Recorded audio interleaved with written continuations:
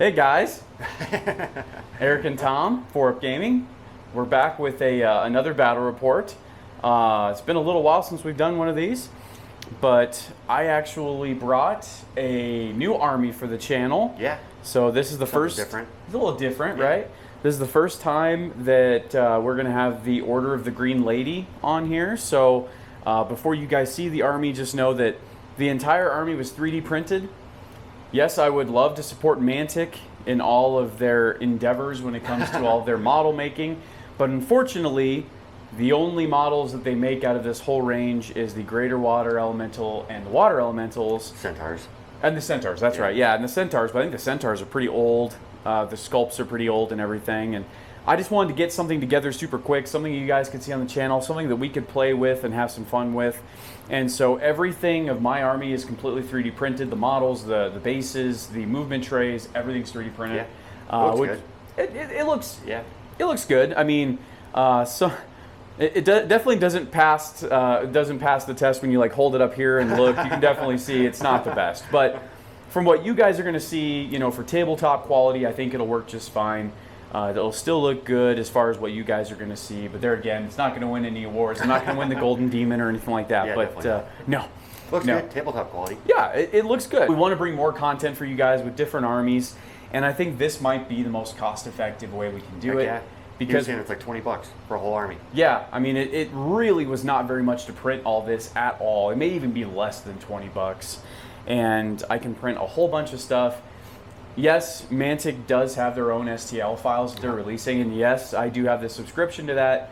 Unfortunately, a lot of the stuff they're releasing right now is Firefight and stuff like that. So they do have some models for Kings of War that they're releasing, but the models they're releasing are not the ones that I want. So I got to get on there and check what's new for August. We're filming this in August, so I got to check what's on there, but I don't know. I believe they have some of the other models that are like a little bit harder to get, but they haven't really released. What I would like is I'd like for them to release some of their older ones, like the Centaurs, for example. Stuff that that is a little bit harder to get, that's in pewter, that we don't want to spend the money on. You know, that'd be nice. In the ass anyway. Pewter sucks. Yeah. I was putting together some pewter models, of Mantic models, not too long ago, and like hold them like this. Oh until yeah. The glue dries. Oh my god. So what I ended up having to do is I have some UV resin, and I actually had to use the UV resin because the UV resin you just hit it with light and it dries instantly. I had to do that with the pewter because the pewter is so freaking heavy. And your finger gets stuck to it. Yeah, not the UV resin, but like super glue. And then you're like, oh, it's dry. And you pull it off and you're like, oh, sat here holding this model for 20 minutes. First world problems. Yeah. But yes, when we were wargaming in the past, everything was pewter, and that was a pain in the butt. Yeah. Especially because only certain glues actually worked with pewter. Yeah. And then when you were trying to glue pewter with plastic, that sucked. That was sucked. Actually easier than pewter and pewter. Pewter and pewter is horrible. Yeah, you almost had to like get it wet and then like get some of that residue off before you could do it. It was a pain in the butt. But anyway, a lot of these I didn't even have to glue together. I just glued them onto the base, which was nice. Some of them I had to assemble a little bit. I honestly think this is the way of the future. Yeah, it's nice. You know, pretty soon there won't be any buying the kits and stuff. It'll just be you download the STL files and then you print them and then you play. So I think Mantic's on the right path though. Definitely with releasing their 3D printed files. But no, none of these on here are actually Mantic 3D printed files. I know, guys, I usually try and keep everything Mantic. But unfortunately, with this army, nothing's Mantic. Nothing's Mantic. And well, because Mantic, the only thing they do are the water elementals. Yeah. And I'm not going to lie, I'm not a huge fan of the water elementals that they have. Plus, they're pewter. But they're also just... Are they? Yeah, they're all pewter. And they're just not... I don't know. I'm not a huge fan of the sculpts. The Greater Water Elemental doesn't look bad, but you guys will see what I have here. They don't look bad either. Gets the job done. Looks different. Looks something good for you guys to see on the channel, and it gives us something to get on here. So it's going to be 2,300 points. Yep. We don't know what scenario we're going to do. We'll do it here in a minute. And then you are going to be playing the Abyssal Dwarfs. Abyssal Dwarfs. So good to see them back. We will be doing a video here in the future of our top 5 Abyssal Dwarf units. We'll do that here relatively soon, so that way you guys will see that. For those of you that are thinking about doing Abyssal Dwarves, we'll give you guys our opinions on what the top 5 Abyssal Dwarf units are coming up. But other than that, let's get into the game. Okay, it is good to be back. And of course, we have the Abyssal Dwarves back in action again. So, Tom, what do we got? I've got a regiment of half-breeds. horde of obsidian golems, a hex caster, horde of Decimators? another horde of decimators, 2 hordes of obsidian golems, Oh my a hex gosh.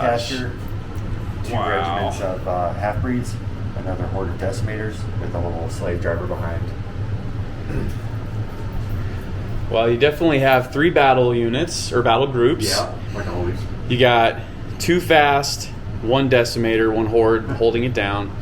You've got 2 golem hordes and then a decimator horde in the middle. And then you've got your decimator, golem, and cav on the flank. Little combo. Yeah, so I like what you did, how you have 3 different battle groups. Yeah, always. That really is good. It divides the board up into thirds, and you can just go, here's a problem here, here's a problem here, here's a problem here.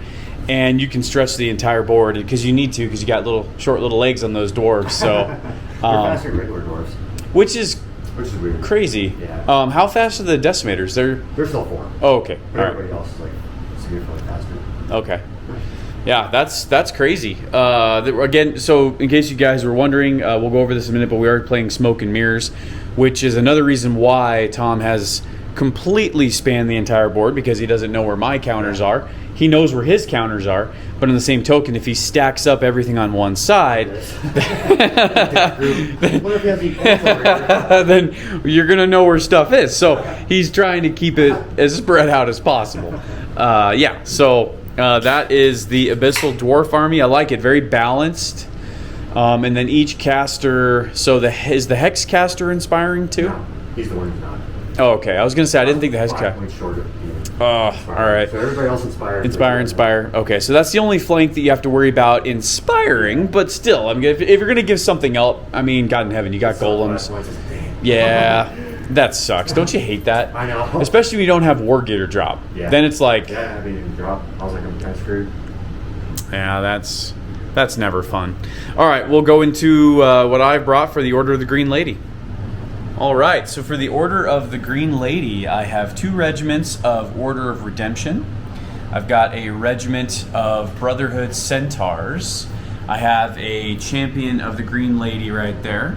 I have another regiment of Brotherhood Centaurs, and nothing in the middle. And then on the other side here, I have Centaur Hunters, I think is what they are. They're the ones with bows, or short bows. Then I have a horde of water elementals with a little regiment of woodland critters behind them. And then I have a greater water elemental. And then I have another horde of water elementals with another little regiment of woodland critters behind them. And then another regiment of hunters. So I kind of did not quite what you did with different battle groups. I do have battle groups, but obviously I only have 2 battle groups. I have my fast cav battle group, and then I have kind of my more sticky yet harassing battle group. So that's kind of how my army's set up. And I don't know, though, even with the amount of speed I have, I don't know if I can get through your golems. Your golems are just, I mean, they're defense 6, they're what, fearless 18? I don't know if I can crunch through them, man. That's going to be a little bit tough. Again, I tried to divide up the board. What kind of screwed me over was the 2 pieces of impassable in the center. I kind of had to figure out what I was going to do there, because I like having a battle group kind of in the middle. But and I'm not blaming it on the terrain. It's nice when terrain is actually different, because it makes us do different things. But because the terrain was kind of like that, I just felt like this was probably the best way to do it. Just break them up a little bit. I could have brought this line in more, but there again, then my battle line gets kind of, stifled here in the middle, and it can get kind of like a choking point right there in the middle. Now, that could help me, right? I mean, it could, because that would probably make it to where you have to also hit me with only 1 unit at a time. I was thinking next year too. Yeah, but there again, I don't want to leave that flank, because you got Abyssal Horsemen and they're assholes on the flank. So, all right, so that is the Order of the Green Lady army setup. And then So we're doing smoke and mirrors is the scenario. So we each had 5 bluff counters. As you guys can see, they're the little green dots throughout the board. We do not know. Well, I know what my bluff counters are. Right, You know what yours are, yeah. So the way smoke and mirrors works is you have to put your bluff counter on your opponent's board half. They have to be the same rules as any other kind of counters or markers. You got to be 12 inches away from each other. You got to be at least 3 inches away from passable terrain, stuff like that. So yeah, we position those out, and I want to say with smoke and mirrors, I think we turn them over. Yeah, top of turn 2, I think we start turning one set over. I turn one over, you turn one over, right? So that way it kind of slowly, the game starts to change a little bit that way. As far as terrain goes, we get a little piece of an obstacle right here, which the obstacle will slow me down. Well, I guess you have 2 units of cav over here, so it could slow you down too. We got a forest, we have a height 2 hill, we have another obstacle with impassable. We've got 2 buildings over here that are impassable, and then we have another height 2 hill way over here. I guess I could actually move. It's not like I'm stuck over there. We have a height 2 hill and then another forest. So pretty well balanced. I actually think I have more cover on my side, probably just because of the impassable. I feel like I have more cover on my side than you do. Yeah. So, yeah, I mean, granted. Split up. I mean, we each have a forest. Yeah. No, I think it's fine. I just think if anything, the terrain might favor me a little bit more than you, is all I'm just trying to say. Yeah. Because you, I don't know. I guess it just depends on how the game plays out. I just feel like that, looking at it initially, the terrain might favor me a little bit more. But I could be totally wrong. I have been wrong before. So, again, the scenario is smoke and mirrors, and we are going to go ahead. We haven't rolled for who's going to go first, so we'll get into that, and you guys will see what happens turn 1. Okay, so turn 1 went by, and not really much. I mean, it's just kind of the way it works with armies that don't have a crap ton of long range shooting. Yeah. So I moved up with my battle line on the left flank here. Moved up. Obviously, I have shambling units, so I can't zoom around, right? I got to move up together, keep everything in one battle group. I did do some short bow shots with my centaur hunters. I think I plinked off a couple of wounds. Yeah.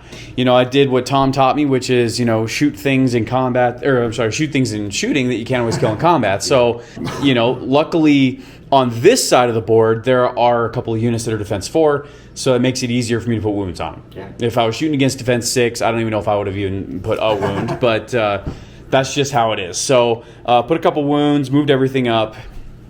On the other side, same thing, moved everything up. I don't have any shooting on this side. So just moving things up. I think we're both just kind of trying to feel out each other on this one, because we don't really know what necessarily is going to happen going forward. This side is scary just because you moved your 2 golem hordes up into position. And anybody that's played against obsidian golems, they are such a pain in the ass to take out. I mean, usually you can't take them out with just one charge. Usually it's a pretty solid charge. Man. I mean, yeah. There's very few units in most armies that can do that effectively.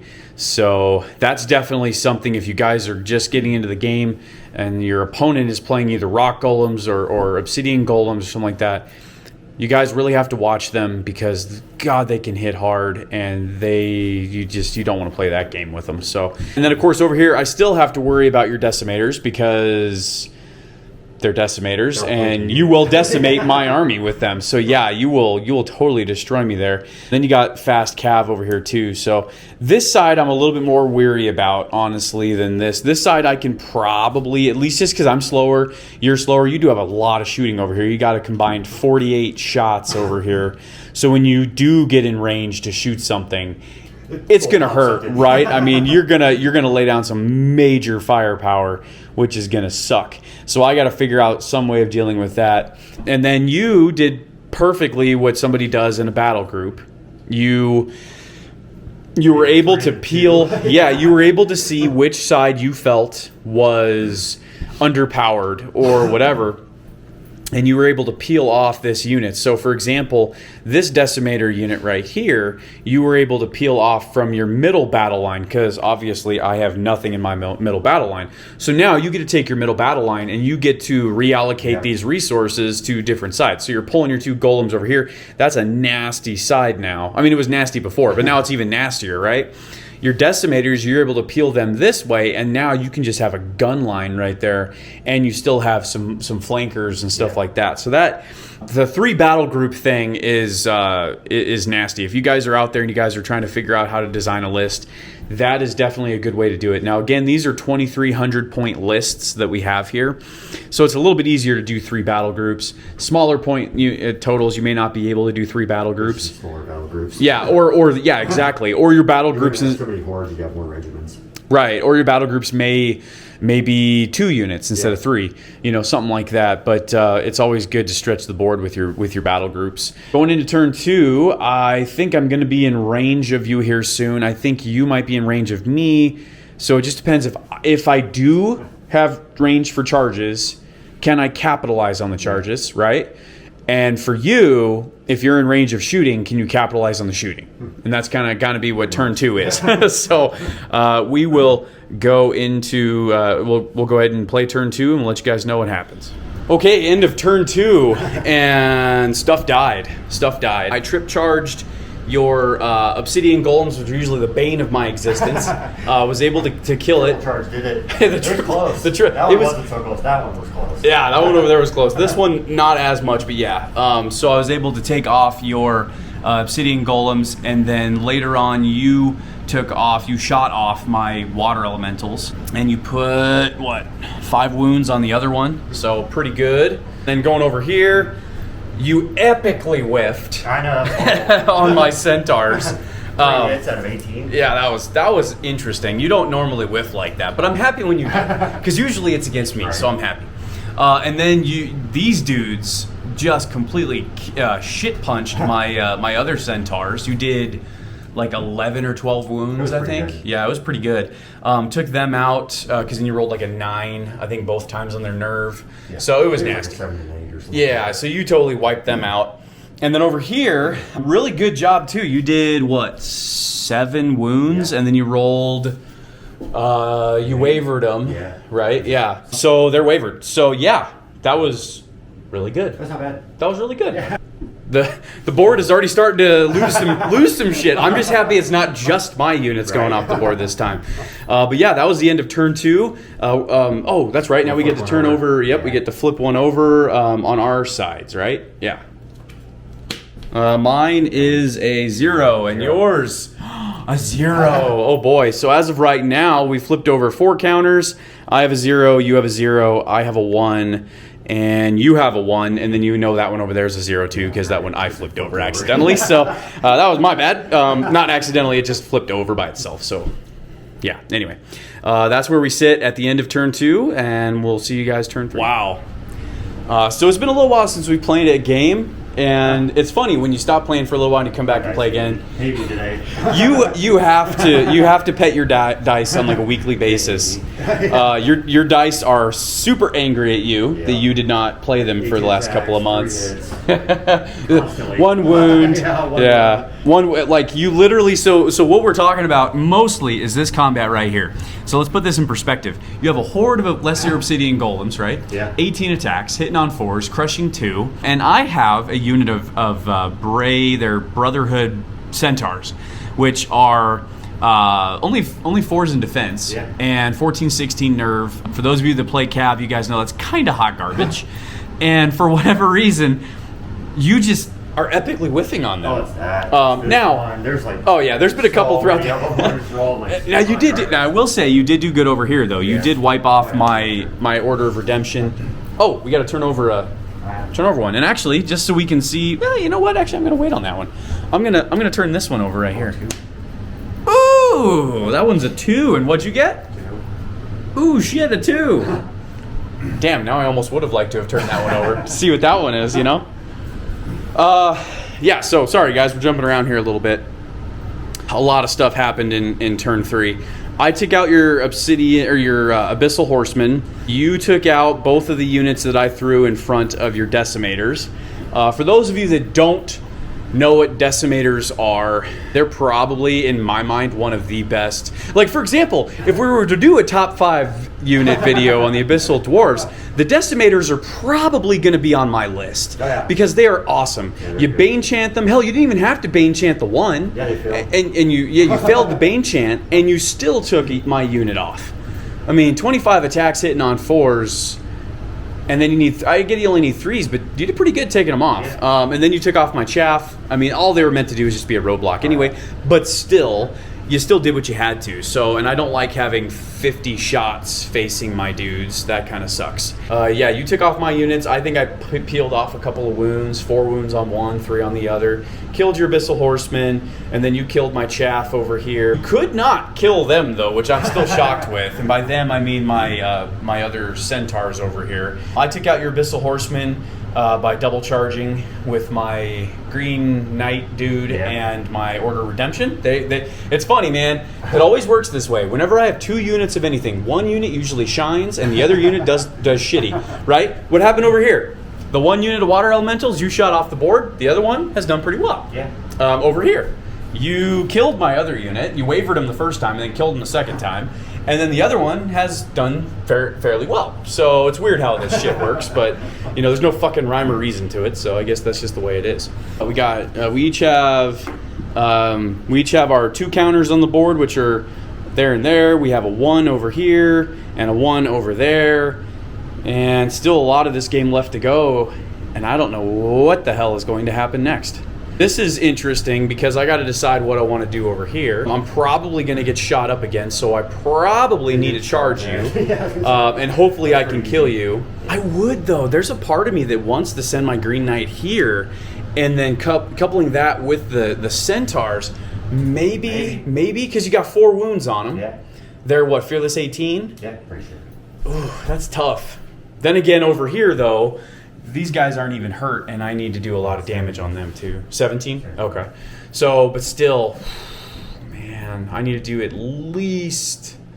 He is crushed 2, but then it's only hitting on or wounding on 4s. I don't know. That's tough. That is tough. I don't know what to do there.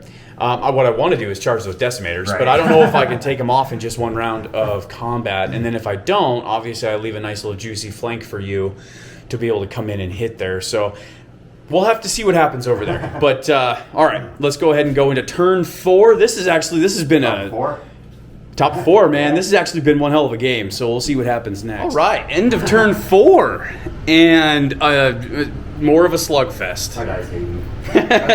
Sure. Yeah. You had 50 attacks and you did 9 wounds. That was rough. And you Bane Chanted. Yeah, Bane Chanted. Yeah, that was one after another for me. Yeah, that was rough. I did some wounds on your... What is he? He's a... Hexcaster, thank you. Yeah, he's got 6 wounds on him. Somehow. So he still survived. Well, he's like Fearless, right? Fearless 11 or something? 11. Yeah, so... Yeah, he survived.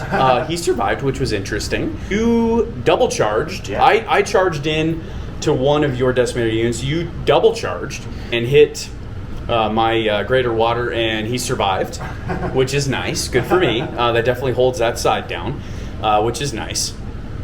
And then let's see. Over here, you finally took out my Centaurs. Yeah. 6 wounds. Held you for 3 turns. Not bad. They did exactly what they don't normally do in that way. I took out your Decimators, and then you charged into me.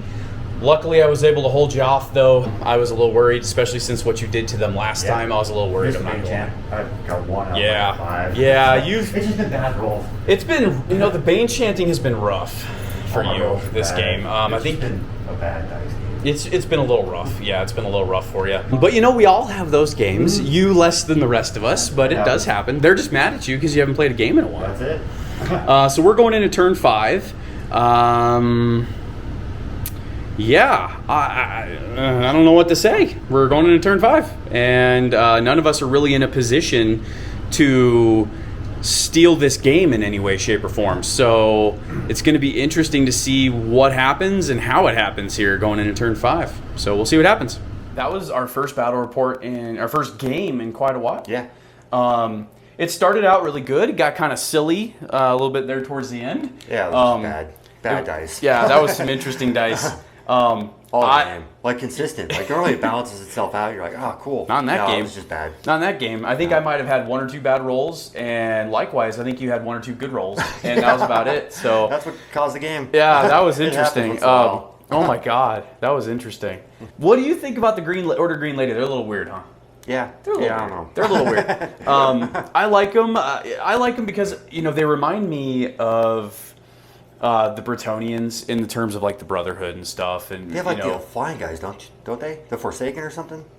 Yeah, the Order of the Forsaken. How come you not run those guys? Those guys are badass. They're expensive. Those guys are badass now. There was nothing in your army that was like that great. It was just like everything was Captain Mediocre. It was just like everything was Captain Mediocre. If I could roll better, I would have killed them all. But I was like, yeah, I was kind of surprised. I kind of like, I would have run the heck out of those flying dudes. Yeah, the Forsaken. 10, hit on 3s. I don't know what they have, but I just remember they were like top 5 in one of our top 5 videos. I don't really pay much attention to the Order of the Green Lady, but I was like, I remember them were really good. Yeah, and I might try them. I mean, this is obviously just a playlist. I might throw them in there. I always liked the Redemption Knights just because they reminded me of like some of the Bretonnian Knights. Well, and so did the Forsaken. They do too. But I guess that's what I enjoyed so much about the Brotherhood is that it reminded me of my very first fantasy army, which was the Bretonnians. And unfortunately, they sucked when I played them in fantasy because remember we had to angle them. No, they never got updated. Yeah. Remember you had to formate the formation they were in was the wedge. And so you'd get flanked hardcore by almost anything because your flank was like that big. And that sucked. But I really like the Redemption Knights. I like the regen on them is nice. What's nice about them too is that there's synergy in the army that isn't really seen. So they have the Sacred Water rule, so I can rally. I give them, like, he has rallying for Sacred Water only. And then obviously over here, there's a whole bunch of Sacred Water and Waterbound special synergy shit going on. Forsaken, I don't know if I can do that. Plus, I don't know if I would run him if I'm running the Forsaken. Just because I like him. And just so you guys know, because I don't think we went over it, because I think that's what ended the game. I actually charged It was just like him popping my units with, I needed 11, bam. Oh, I needed 10, bam. You had six wounds. Reroll that. Oh, bam, 11. It's like, oh, there goes my units. He had 6 wounds on his Obsidian Golems. Mm-hmm. I charged him with my the Green Knight, or the what is it? The Champion of the Green Lady, I think is what they're called in this. I call him the Green Knight because that's what he was in old school fantasy. Anyway, charge in. I think I had 7 attacks. I think I did 5 wounds. Yeah. And then I rolled enough nerve to take him off. There was like 11 and a 10 or something. Yeah, and he was gone. And at that point, Tom's like, okay, what the hell? Because normally I can't kill any of his Obsidian Golems. Yeah. So the fact that I actually killed all 3 of them is completely unheard of, and I'll take the Dice Gods anytime you guys want to give that to me. I'm fine with that. That was insane. Over here too with the Decimators. Yeah, you needed 11. Yep, 11. Got it. I was like, okay, I need a 10. Here we go. Boom, 10. Like 3 need wounds. 11. I was like, boom. oh, cool. I think This one. should be good. I think one. Yeah, you had 12. Yeah, you had 12 wounds. The other one survived, but. Oh yeah. You had 12 wounds, and then I think I rolled an 11. And his dude was just out of range of inspiring. So done. Yeah. Your Abyssal Dwarves are they're always tough, man. They're always tough. I just got lucky. I'm not gonna lie. I got lucky. That was. I hate to say it was dice, but that was clearly dice. You didn't like my woodland critters? Come on now. Yeah, they did good. They're cool. They're not very expensive. Yeah. All they're meant to be is chaff. Mm-hmm. They're little flyers. They're whatever. They're bad. I think for a chaff unit though, they give you a lot of flexibility. They got Pathfinder. They have Nimble. They're fly. Yeah. It's something that's kind of like, I can run over here and grab an objective, right? I can run over here and grab this. I can do stupid little shit. Oh, I can get in your way. I can block up a flank. I can do whatever. And that's kind of what I like about them. The Centaurs. Well, the one Centaur unit died super quick, but the other one held it up against your golems because you couldn't roll. Just again, comes down to couldn't roll. As you guys saw in the video, my Centaurs survived 3 rounds of combat. 3 with his Obsidian Golems. Yeah, that pretty much was the way the game went for him. That was a little rough. But Tom's dice are voodoo dice, and so you have to show them love or a sacrifice with like every couple of weeks. They're mad because they haven't played for. Like you gotta sacrifice something to them or play them on a consistent basis, otherwise they just don't like you. So, but man, when they roll hot, they roll hot. Good game though. I mean, it was fun. It was good getting back. Good to play. Hopefully, you guys enjoyed the new army. Yeah. We'll be coming out with a couple of top 5 videos here. Unfortunately, I'm sorry we didn't have the overhead GoPro view for this game. I didn't charge up the GoPro because we haven't played a game in a couple of months, and I completely forgot. So my apologies. Let us know if you guys still want us to include the GoPro footage in the games. I like the overhead view. Yeah. I think you do too. Help see the game. Yeah, it kind of helps visualize the game. But I mean, if everybody's like, we don't need it, that's dumb, blah blah blah. Maybe we'll do some like this where we don't do the overhead. I like the overhead. It does take a little bit longer in editing, but I don't mind it. It really doesn't. I like being able to see the game from that type of view. So let us know if you guys, let us know what armies you guys want to see. Once I get my 3D printer up and running again, the thermistor on it and the hotbed? Might have been the hotbed decided to stop working on me. So I can't get mad at it though. I have hundreds and hundreds and hundreds and hundreds of hours of printing time on it. So can't get mad when things break down, but I do need to get that back up and running. But let us know if you guys want us to do another army, a different army. I can always print it up. Yeah. If you want different units, let me know. I can print up some stand-ins. They're not going to look as good as your Games Workshop ones, but for tabletop quality, they don't look too bad. So, but let us know what you guys want to see next. Let us also know if you guys have a certain idea for a top 5, or a matchup again for for our battle reports. And with that being said, we're gonna get out of here.